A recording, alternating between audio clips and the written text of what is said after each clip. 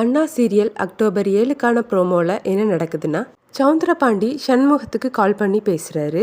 என் பையன் முத்துப்பாண்டி வாங்கி கொடுத்த புடவையை கட்டிட்டு நாளைக்கு உன் தங்கச்சியும் என் பையனும் கோவிலுக்கு போகிறாங்களா? அது நடக்காதுல்ல. அதுக்கு பதிலாக வேற ஒன்று நடக்க போகுது. அதை பார்த்து நீங்கள் எல்லாரும் கதற போறீங்கன்னு சொல்ல, அதை கேட்டு சண்முகமும் பரணியும் ஷாக் ஆகுறாங்க.